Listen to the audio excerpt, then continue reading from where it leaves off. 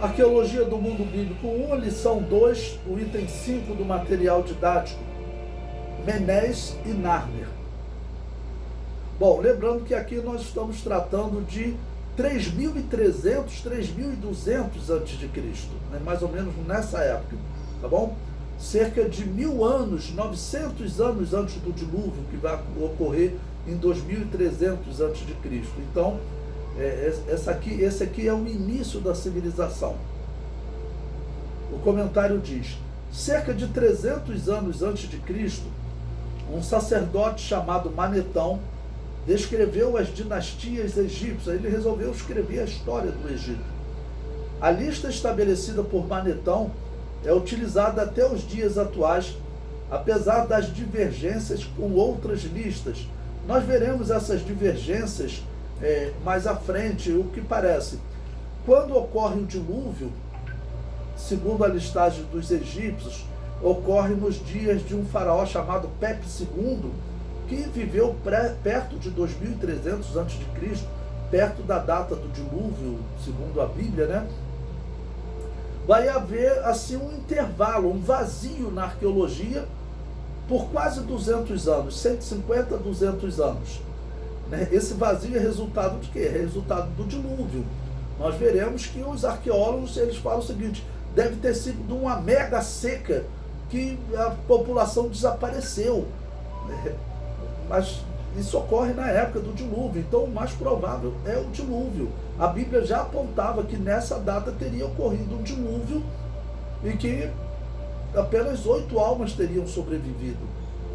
Então esses 200 anos, esses 150, 200 anos, é o tempo que Cã vai para a região do Nilo e vai ali formar uma outra civilização, e depois vai aparecer um novo soberano.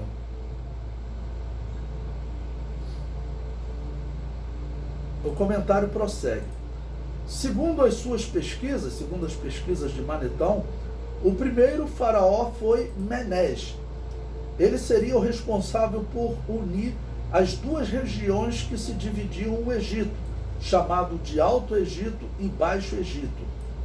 Interessante que ele estabeleceu como data o governo desse faraó como sendo 3.100 a.C. Sempre lembrando, essas datas são aproximadas. Então, alguns arqueólogos colocam 3.300, 3.200 como o momento da construção dessa paleta de Narmer, é o momento que eles desenharam essa paleta de Narmer. Mas pela cronologia de Manetão seria 3.100 a.C. Então, como eu disse para vocês, 100, 200 anos para mais, para menos é normal. Nós estamos tratando de 5.100, 5.300 anos atrás. Então, como sendo 3.100 a.C., logo 900 anos após a criação de Adão e aproximadamente 900 anos antes do dilúvio de Noé. O que vai acontecer a partir desse momento é que esse povo que nós vimos que eles eram violentos, está lá a múmia de Gebelém assassinada, e eles já eram idólatras. Eles vão continuar se desenvolvendo como civilização. O comentário prossegue, lembrando que todos esses números são aproximados. Menés é interpretado pelos historiadores como sendo o mesmo Narmer, ok? Que viveu 3.100, entre 3.100 e 3.300 a.C. O comentário prossegue. O deus criador de Osíris e Ísis, que era sua irmã e esposa, era chamado de Nut. Nut, né, era a divindade, né, para eles.